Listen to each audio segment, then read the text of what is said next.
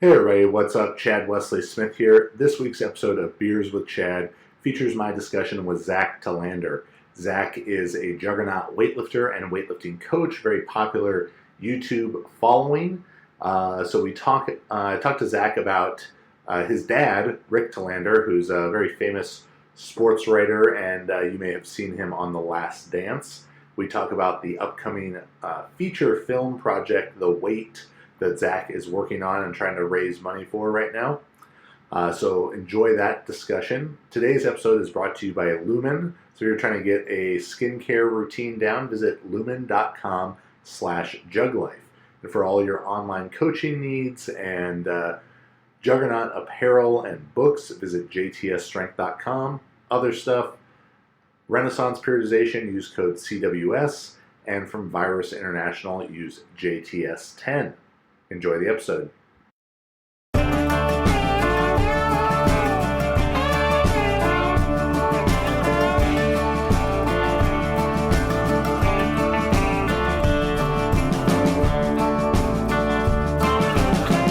Welcome to Beers with Chad. All right, Zachary. Cheers, my man. Do we do a clink? Oh, yeah. An audible clink. Cheers. What's that one that you're drinking? Franz's Connor Weiss beer. So, yeah, Franz's Connor. I guess if you were saying it in an American accent, it'd be Franz's Caner. Oh, the old Franz Caner. Yep. This, shockingly, maybe unsurprisingly for a triple IPA, is it's rather strong. Stone ruined again. So have you ever had that Stone ruination? I've only had Stone Stone IPA. Okay, just the classic. Just like the classic one. They have. I don't know if they come out everywhere, but like always in those big bottles. Yeah. Just like rotates different ones all the time. Triple IPA, strong, Chad. Quite strong. There's a Stone called. It was probably like a limited edition thing called Southern Charred, and it was Triple Arrogant Bastard which is like I would say a very strong IPA, charred in, or like aged in oak barrels, in like bourbon barrels. Very good. Yeah. Very strong. What percentage are we looking at with that? Like 11, 12, something like that. So at what point is it no longer a beer? Isn't there like a... There's one in the fridge called like, Beelzebub's dick or something like that. That's always what the high percentage ones are They're called. always just like devil things. Yeah. Demon anus.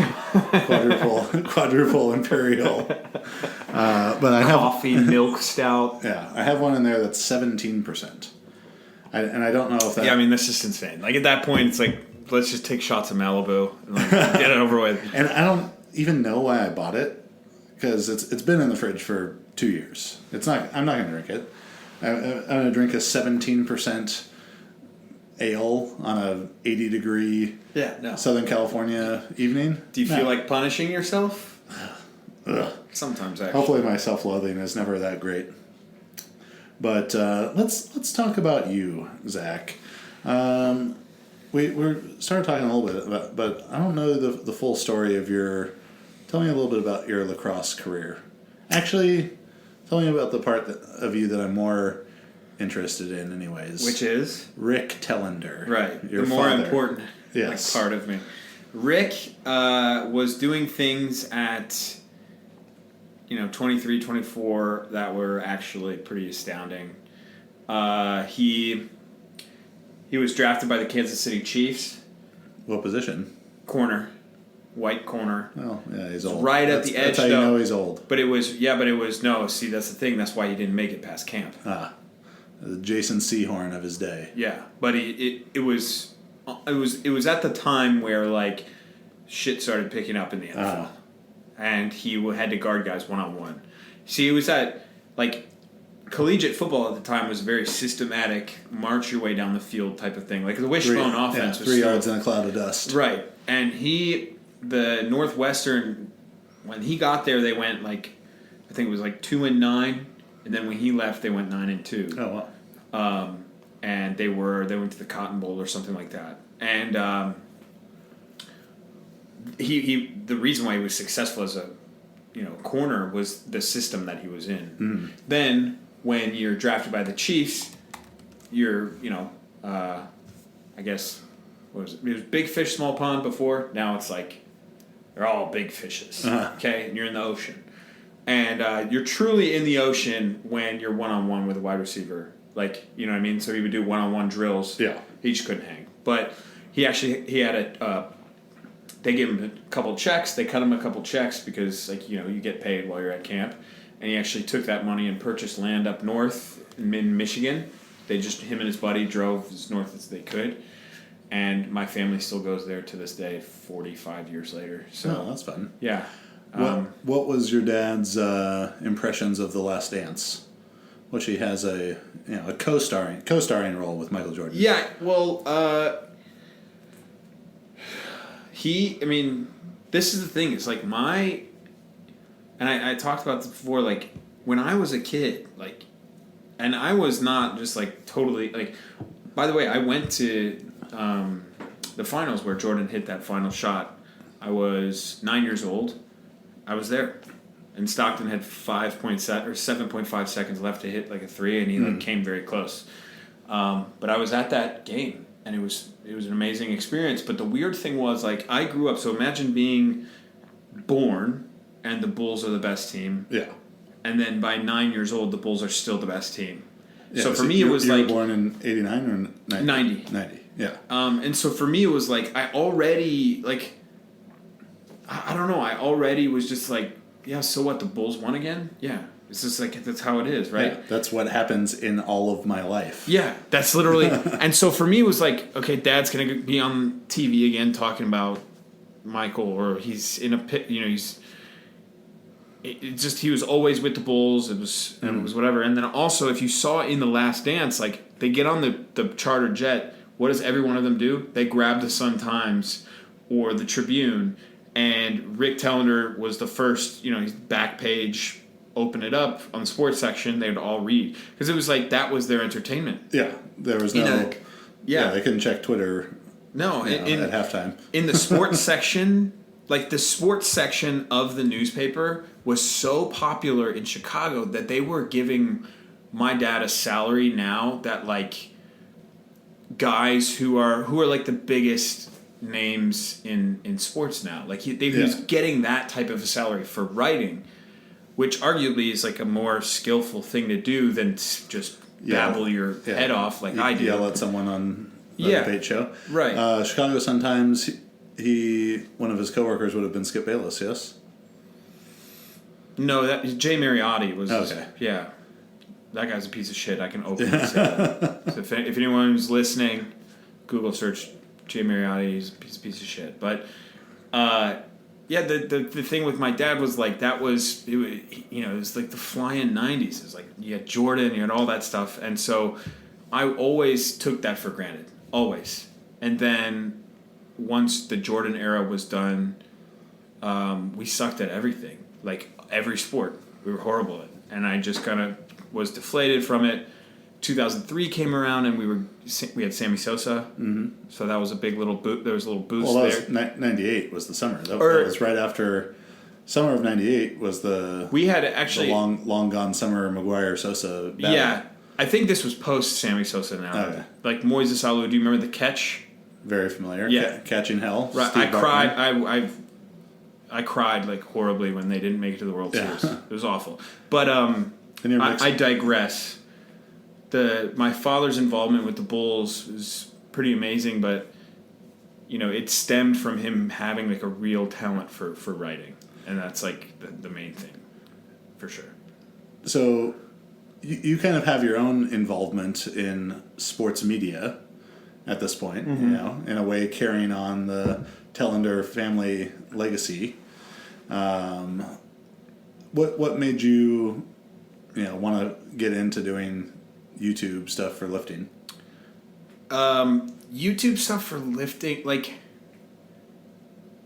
I don't really know. You saw me and Max do it, and you're like, I could do it way better than these fucking assholes. No, actually, someone had. I didn't know YouTube was like a thing. Like I thought that YouTube was just a platform where like viral videos were, and you send those viral videos. To me, it wasn't a social media platform. You're like, this is just a spin-off of YouPorn?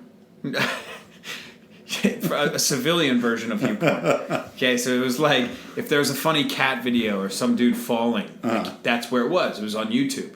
I didn't know that there were such things as YouTubers. Yes. And this was relatively like recent. It was like 2016 where I figured out what a YouTuber was. And then I dove into like the big names in YouTube at the time, which were like Casey Neistat, who like kind of changed what it meant to vlog. And I thought it was amazing. I thought that was so cool. And so I had a bunch of prior experience shooting and editing video. That's like what I wanted to do my whole life, be in production and stuff like that. So I was like, this is a great opportunity for me to share my experience. And the first things I made were just vlogs, and they were horrible. And I actually posted them up on my YouTube. Vlogs by nature are horrible. I think, so. Yeah, unless you have like a culture around it and you realize how stupid they are. Like, you know what I mean? Like, you saw me filming today, like how not serious I take it. Like, we've done a couple of vlogs in our day, and I know it's what the people want, but it takes too much of my soul. Of course, to do it, dude. I mean, I addressed in one of my videos. I was like, you guys don't know how painful this is for me. You know? But it's funny because it's like, as long as you just kind of shit on yourself for how stupid it is, you're in the clear. That's my logic, at least, behind it. I remember we were trying to do like some more vloggy type of stuff, and I think we went to, it was the AO2 in Grand Rapids, so like 2017 AO2. And Shorty and I are at the airport, and Shorty was just like filming me, just walking in the airport, and I was looking at myself through my mind's eye, thinking like, I fucking hate that guy. Yeah. I mean, the reason why, Chad, and this is going to be a great segue, is that you have shame. You know what I mean? You're able to carry the weight of realizing that something's not right. Yes, right? My shoulders are not even broad enough to carry that amount of shame. Right. So if you were like Khabib Nurmagomedov and you were about to fight Conor McGregor, I can't believe I couldn't think of. I was like going to say O'Malley. How racist of me. Yeah, but well, it's a white person. You can't be racist against That's true. him, so. Yeah, that's where we're at. That's why we're drinking beers here. We can say things like that. But if you're about to fight Conor O'Malley for a title fight and there's a camera in your face, you'll probably feel less shame. Yes. But you're Chad Wesley Smith, you're walking into an airport about to go to the AO. You're like, you know what I mean? And for me to go there and be a glorified cheerleader. Right. / plate loader. Yeah, so yeah, you feel the shame of that. Yes. You know? It's I actually saw, sometimes I see like the best stuff on comment sections of like Joe Rogan videos, and that just sounded really poor of a way to juxtapose my next idea, but bear with me. Empty cans make a lot of noise is a good quote. Or they're silk socks or something like that, and nothing in between. You know what I mean? Like, basically it's like, if you have this feeling like you don't deserve something, either you are completely blind to it, completely ignorant to it, and you're having the time of your life because you think you're the shit and whatever, or you carry the weight of that shame and you fucking hate every second of it. You know what I mean? We've all got our excuses for why you're neglecting your skin. You're busy, you're tired at night, you just want to go to sleep, or you don't know where to start. But just splashing water on your face is not enough. So the cold hard truth is your skin has needs, and if you want to look as good as possible for as long as possible, you need to address them now. We get it. You might not know where to start, but there's a company that has taken all the guesswork out of it for you, and that is Lumen. Lumen is on a mission to help give men the amazing skin they deserve through high-quality, expert-crafted products delivered right to your door. All their products are formulated specifically for men's skin and made to target skin issues with maximum efficacy using top-notch ingredients like charcoal, green tea extract, and vitamin C. But It's not just about looking good, it's about feeling good, and you need good skin health, especially as you get older, to help prevent long-term damage. My favorite is definitely the moisturizing balm. Leaves me glowing, radiant, if you will. So if you have no idea where to begin, Lumen makes it so easy to find the right skin management system for you. Choose from different skin concerns to address, or just pick a simple starter pack for free. You deserve to look and feel your best, and here's where to start. Go to lumenskin.com/juglife and get a free 1-month trial of everything you need to start your skincare journey at home. That's lumenskin.com/juglife to get your first month free. lumenskin.com/juglife. Yes, I can't vlog, even though I know that people want it. Yeah. I can't do it. But anyways, you're moving up in the world from vlogging to movie star. Yes. Tell me about this project. So, Adam Shiner. This is who I met at the Arnold, right? Yes. Okay. Yes. Really good guy. Really nice guy. And also a legitimate, worker in the industry. So he's not just like a weightlifting coach or a wanting to be a weightlifting coach who wants to make a movie. He doesn't know anything about anything else. He's spent a lot of time trudging through shit in the industry, working just so many different jobs on so many different sets, and he wrote this script almost 10 years ago, revised it a bunch of times, and then he was recently on the Blacklist.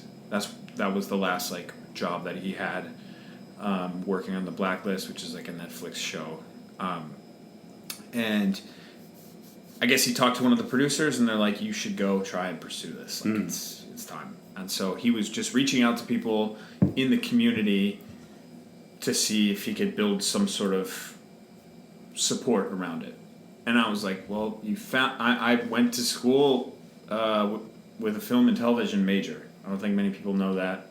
They always assume that I have a exercise physiology major, but I didn't. And so automatically he said weightlifting movie, and I'm like, I just want to be a part of it, man. I'll help you produce whatever way possible. I will advertise for it. I'll do whatever you want. He's like, awesome.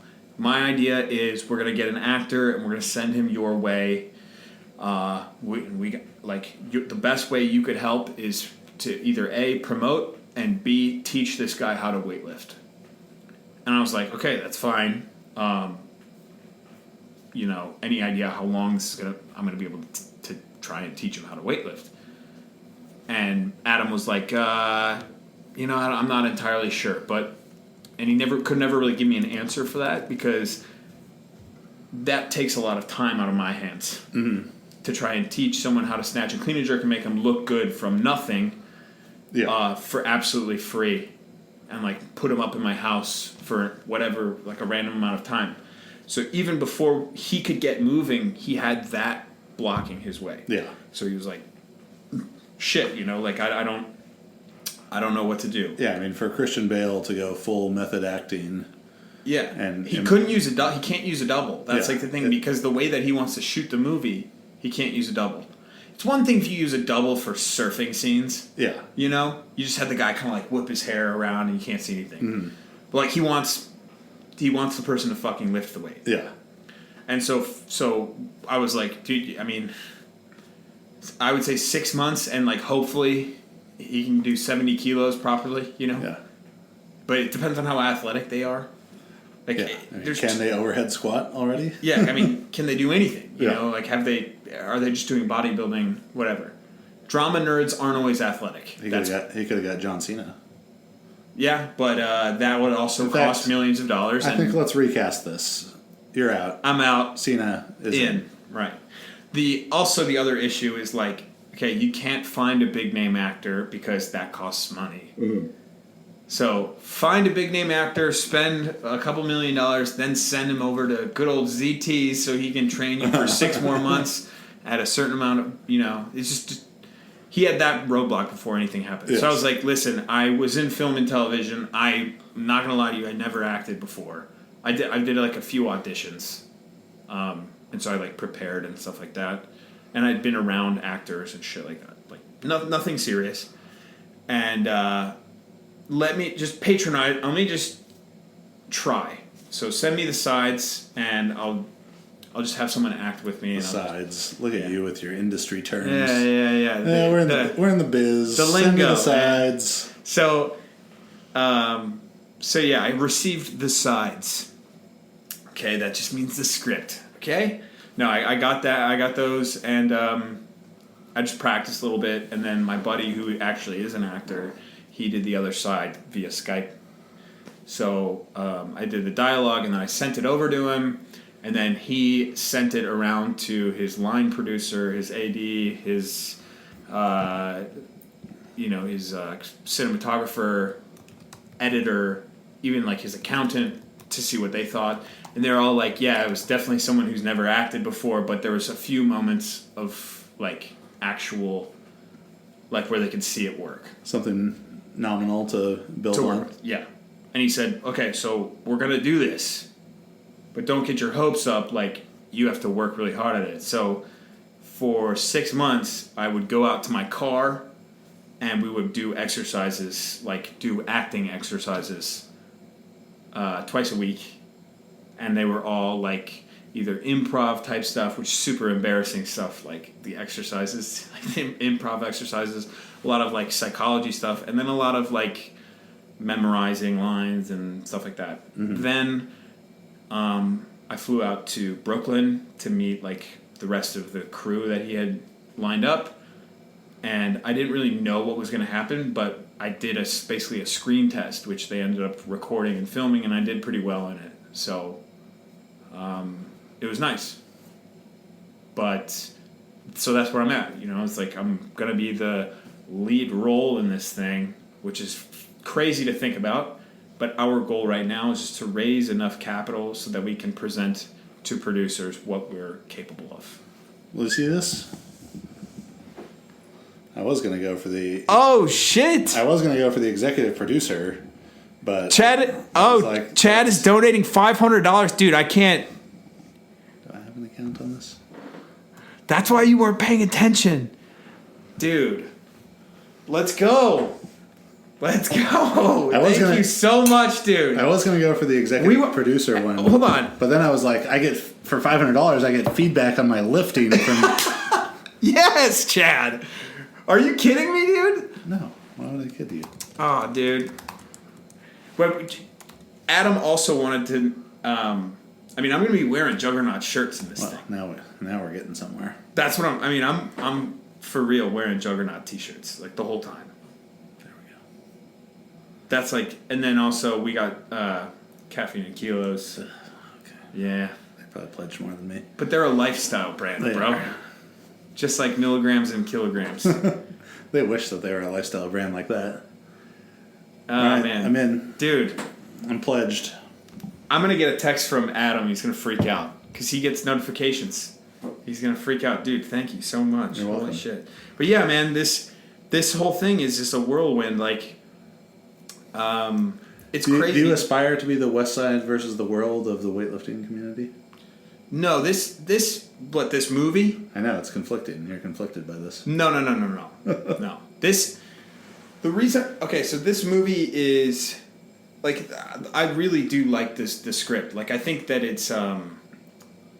like, when I read it, it was, like, one of the best things I've read in a long time. Like, as far as just, like, narrative structure and all that. And even then, it's not as good as we want it to be because Adam is like, a lot of this is just so I could get it out there. Mm.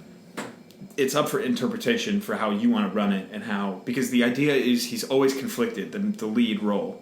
And I don't want to spoil too much, but we're not, so similar to Cheryl Hayworth, she kicks the shit out of some lifters in junior world championships, comes back to senior world championships, same exact lifters, she trained just as hard, and they kick the shit out of her. And, her mindset was never to focus on what anyone else was doing. You always focus on yourself. But once you get to a certain age and you feel the same thing over and over again, you start to question, what is right and wrong, what is morally right. Is it, if everyone else is doing steroids, does that make it morally right? Does it make it morally wrong if you're doing it for your country and you don't really have a choice? These are all the sort of things that Casey thinks about and talks about. That's not even what the story is about. The story is, it's about someone who has dedicated their life to this very selfish thing and tries to legitimize it as something that's super important. Similar to like Whiplash. Did you see Whiplash? It's like this kid who is a jazz drummer. No one cares about jazz. No one cares about jazz drummers. But he feels as if what he's doing is the greatest thing ever, and he's going to be better than everyone else. I was hoping that this movie was going to be more akin to Vision Quest. You know what it's going to be more akin to is Over the Top. There we go. Now we're talking. Yeah, Over the Top. Would you say that this movie will do for weightlifting what Brink did for rollerblading? No, I would say this is Mighty Ducks 1. Mighty Ducks 1 and 3 for hockey. 1 and 3? 1 and 3 for hockey. Well, that's Mighty Ducks 0 is the equivalent, because 3 really brings the whole operation down. If this could do for surfing what Johnny Tsunami... Now you're just doing Disney movies. They all rock, don't get me wrong. That is like, those were really in the Johnny Tsunami and Brink, I mean, it's hard to... Incredible. Let me think of actually a better one. I mean, definitely, you're a couple years younger than me, so this might not be as accurate. Don't even play that game, dude. I feel like... But, like, Xenon, Girl of the 21st Come on, man. Century. Of course I know what Xenon is. You know how I know? Zoom, zoom, zoom, and I'll make my heart go boom, boom, you supernova girl. That's the song in Xenon. Yeah, because I was going to say, like, Xenon, I was probably about 12. I was like, this is awakening something in me. Have I masturbated to Xenon when I was 12 years old? I don't. That's not what I'm saying. That's beside the point.